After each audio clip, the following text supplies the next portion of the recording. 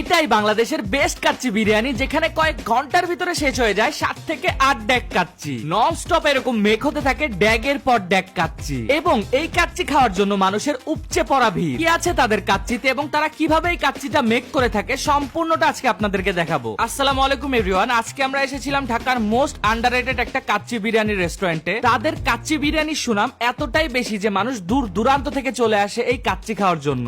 অনেক অনেক বেশি রেকমেন্ডেশন পেয়েছি এই কাচ্চিটা ট্রাই করার জন্য। প্রথমেই চলে যাই কিচেনে, তারা কিভাবে কাচ্চিটা মেক করে থাকে এইটা দেখানোর জন্য। সম্পূর্ণ হাইজিন মেনটেন করে এবং কোয়ালিটি সম্পূর্ণ প্রোডাক্ট দিয়ে তারা তাদের কাচ্চিটা মেক করে থাকে। মাটন থেকে শুরু করে আলু এবং বাসমতি রাইস সবগুলাই তারা খুবই প্রিমিয়াম কোয়ালিটির দিয়ে থাকে। লাইফে প্রথম কাচ্চি বিরিয়ানির মেকিং প্রসেস সামনাসামনি দেখে খুবই স্যাটিসফাইং লাগতেছিল। দেন অর্ডার করে দিলাম তাদের বেশ কিছু আইটেম। শুধু কাচ্চি বিরিয়ানি নয়, তাদের এখানে পাওয়া যায় মাটন তেহারি, মোরগ পোলাও, বিফ রেজালা, জালি কাবাব সহ আরো বিভিন্ন ধরনের আইটেম, এবং স্পেশালি খুলনার অথেন্টিক চুইগোস্ত কিন্তু এখানে পেয়ে যাবেন। প্রথমেই ট্রাই করেছিলাম তাদের কাচ্চি বিরিয়ানি গাইস। তাদের কাচ্চির মাটন খুবই সফট, হাত দেওয়ার সাথে সাথে গলে যাচ্ছিল। আর আপনার কপাল ভালো থাকলে আমার মতো কাচ্চিতে মাটন লেগ পিসও পেয়ে যেতে পারেন। আর তাদের কাচ্চির টেস্ট এতটাই মজা যে গাইস আমি 2 প্লেট খেয়ে ফেলছিলাম। এইটা ঢাকার ভিতরে আমার খাওয়া বেস্ট কাচ্চি ছিল। এরপরে ট্রাই করেছিলাম তাদের স্পেশাল মাটন তেহারি গাইস। এইটা খেতেও আমার কাছে